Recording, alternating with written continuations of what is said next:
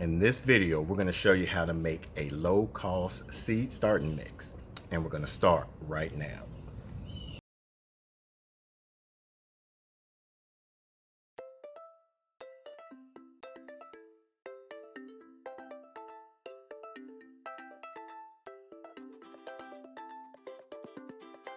What's going on YouTube Gardener? It's your boy Sydney from the Naked Gardener channel.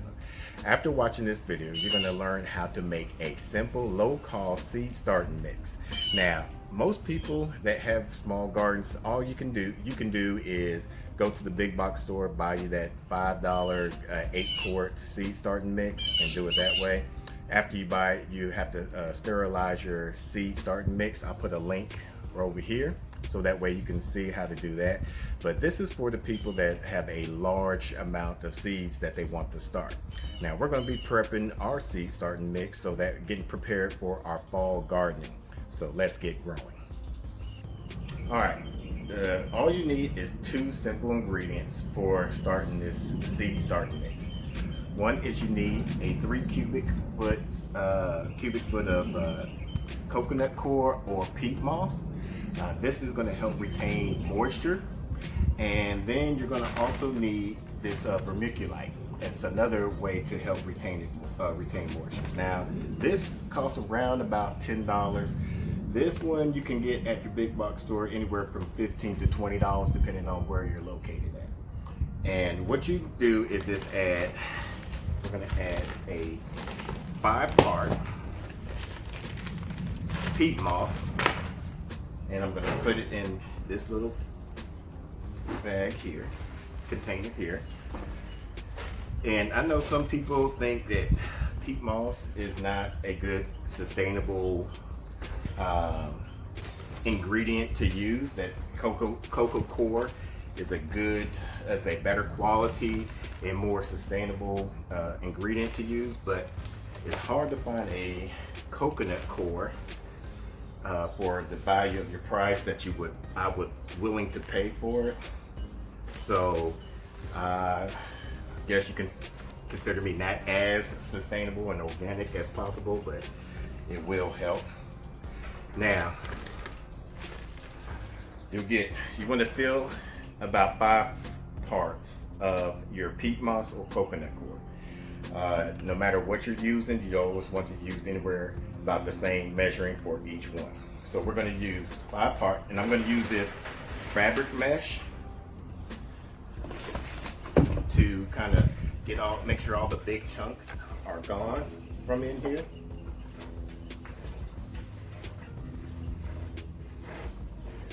And that way I can get a very fine particle, so I don't get all these wood particles and big chunks of material in my seed starting mix. And doing this way is you really don't have to sterilize your seed starting mix by using peat moss. Now if you do from the other seed starting mix that you get from the big box store, you want to do that because they'll have fungus gnats and everything in that, and other type of bugs that lay their eggs in there.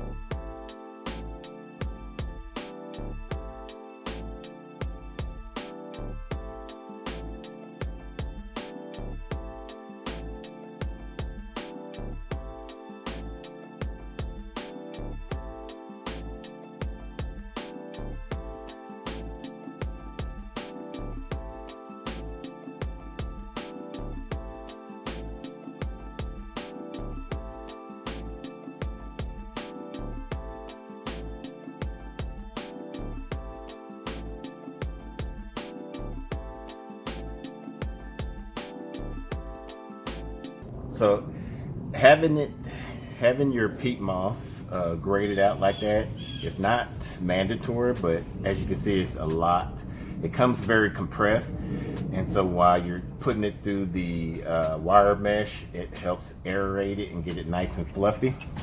So now we're going to do the 1 part vermiculite, and this is what you call a standard mix that is in your regular seed starting mix. Y'all have either some coconut coir or peat moss in there. Now we're going to add the vermiculite, and this is like a volcanic crushed rock or something. What are the benefits? It just helps, another additive to retain moisture. None of this has any type of nutritional value for when starting seeds. It's just basically to hold moisture. You don't want it soaking, saturated, wet, but enough to where it gets enough moisture, able to retain moisture, because that's what your seed's going to need to start off. So we're going to mix this in here.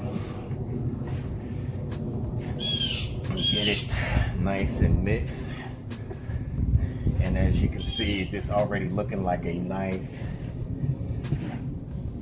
mixture of what you will buy at a regular seed starting mix. We probably use half of the bag already, so that's about $5 just from that, and we didn't even use probably 1/8 of that.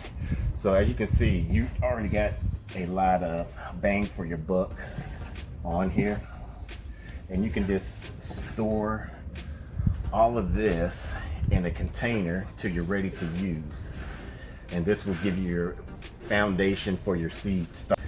Now what we're going to do to make this a premium seed starting mix is add a secret ingredient. It's not really a secret, but as I was saying earlier, there's no nutrition value for in either of the peat moss or the vermiculite. So what we're going to do is add some worm casting, and we'll probably add about that much. And what this would do is once the seed, your seedlings start emerging from the soil or from the mix, this is a soilless mix, you'll have that nutrition to provide to the seedlings, so that way to get them a jump start on a mix for you. So we're gonna mix all of this in. We did a video on how to do your own fertilizer. We have some leftover fertilizer, so I just dipped this in here.